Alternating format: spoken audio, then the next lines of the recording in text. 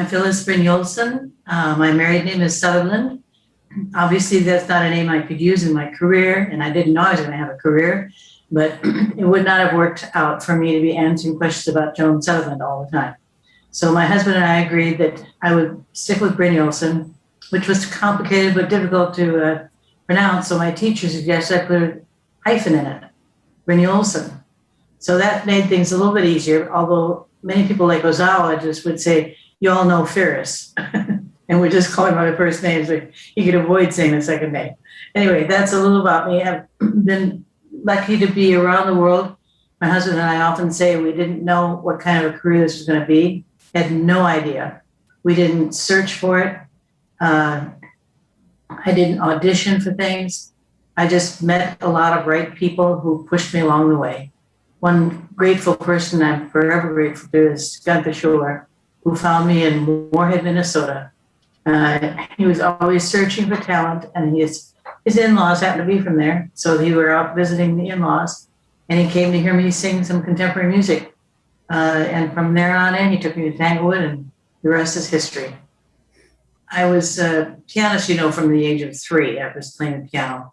I began singing in school. So singing and piano were my two loves, and I got to high school, and my teacher was Inta Stahl, whose husband ended up being my college piano teacher, Roy Stahl. And it was Inta Stahl who had on her piano one day at one of my piano lessons. I said, "What is that?" And she says, "Oh, you can have it." Oh, it was Webern. It was Webern. Webern song. And she says, "You can just have it." So I took it home and I went, wow, this is incredible. This is completely different. I've been playing Beethoven, I've been playing, Mozart, all these things. But this was really unique. So by the time I got to Concordia, there was a composer named Wally Torgerson. And Wally was the one who wanted, our composition teacher wanted his music to be heard by Gunther Schuller. Roger Hannay was the teacher. Roger came running down the hall. It was a Saturday morning. I was practicing piano. Hadn't learned the virtue of warming up vocally yet. And Roger said, "Phyllis, can you come and sight read these songs for Gunther Schuller?" Who? Gunther Schuller. Never heard of him. So I went down the hall and sight read Wally Torgerson's pieces, which were all 12-tone.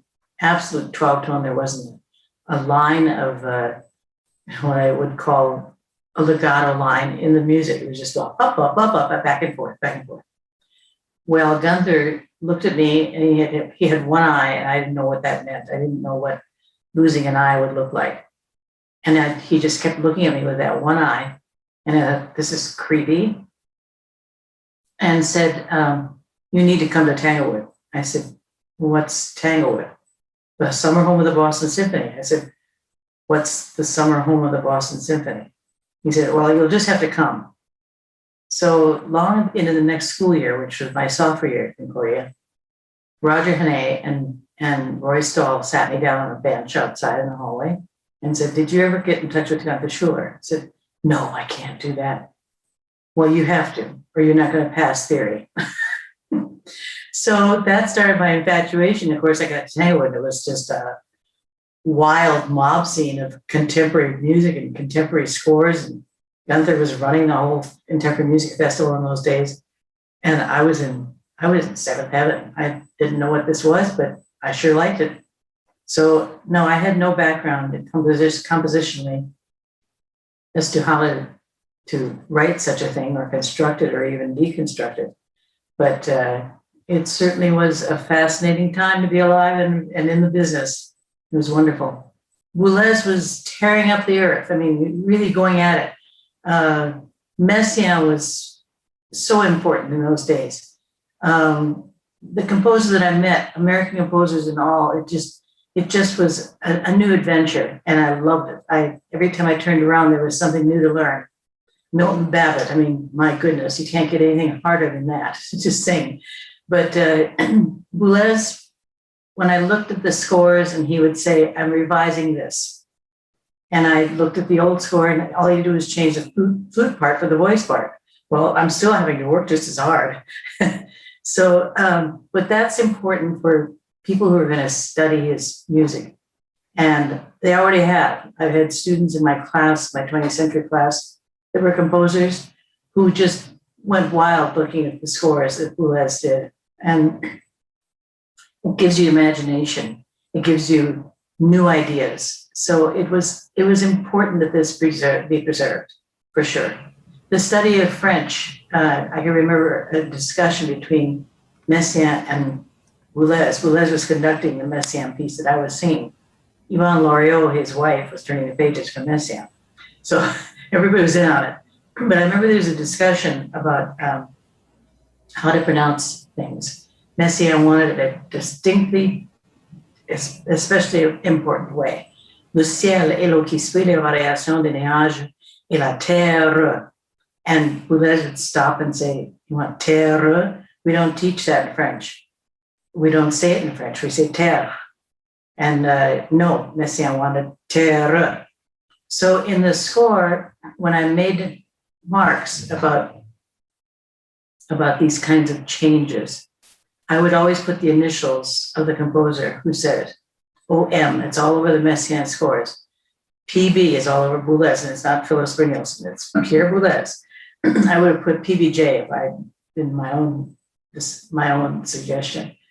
But therein is a great study for people who want to accuracy in the performances. I have to say that over time, composers changed, of course, we all do.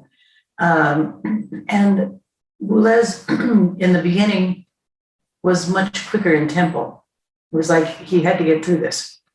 And as he mellowed and got older, the tempi slowed down. So it became much more elegant and even more beautiful to sing Plis sans pli or the improvisations. It just was a different kind of a line. And that occurred to me only later in my career when I thought, this is getting slower and slower. I don't know if I have the breath support to do this anymore. But that's sort of a melange of ideas about why the scores are there for all the future students to look at and enjoy and read and hopefully study someday. I thought the Alice series was hilarious. David thought it was serious. And I thought, how can you think that, David, when you have words like Jabberwocky? What is that? Or Jub Jub Bird, Frumius Bandersnatch.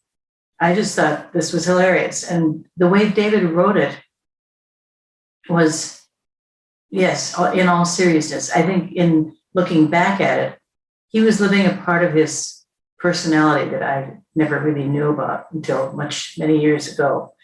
But I remember at Tanglewood, he had this instrumentation, this group off the side of the orchestra that sounded like what the Star Wars pub band sounded like, this sort of wallowing, non-weird or non-conforming instruments. And they were off to the side, and I was singing this big piece where he has "Just Believe the Sliding Toves" up in a high D flat, did Garen Gibble in the wave, "All Memes with the Boy Goes," and then the Rats. So great. And after that, this band comes in and goes some kind of snarly thing. And I took my foghorn, which I had, and just stared at them. And a friend of ours, Dina Costin, was in the audience, and she cracked up laughing. And to this day, on the recording, you can hear Dina laughing. And it was after that, David said, "Phyllis, I never thought my music was funny." I said, "Oh, David, it's hilarious." So those are stories that should live on, and I think they will if people have a glance at the archives and can take a look and listen to the recordings. I think they'll have to pour through a good bit of it before something will gel. And I think it's open to discussion because what one person gets is not going to be anything like the other person. It's what they're looking for. I think of the composers in my class, Sean Doyle and Josh Foreman, and people like that who were so interested in the style of these composers. Milton Babbitt, I remember the day that these particular students were in my class when they applauded the Philomel by Babbitt. And I said, oh my gosh, I'm going to write him a note tonight to say that it got applause by my young students. And I remember Sean left the room after class and he came back and he said, you better call him now. And that's a good thing I did because he heard the word. And a few days later, he was no longer here. So that's a great, great story. Thank you, Sean. I always had a good relationship with all of the administration, I think, all the way through. And their encouragement to, first of all, run the voice department and to make necessary changes to make it a place that was conducive to good atmosphere for students and faculty. That was a lifelong work. I mean, that took me many years, and I had lots of support, and the faculty that were there were hugely helpful, and hiring new faculty was hugely helpful. As we progressed, we got better and better at teaching. We got better and better in helping each other. Anyway, with that atmosphere in mind, I thought, if I had watched the archives work over the years, I watched all the way back to Elizabeth Schaff. Oh my goodness, the people that were in there were absolutely diehard, steady as they go rockets, and they were protective of everything that came through that door. So I knew that I had really interesting scores, and they should be interesting to people who were studying that period, because things were flying fast.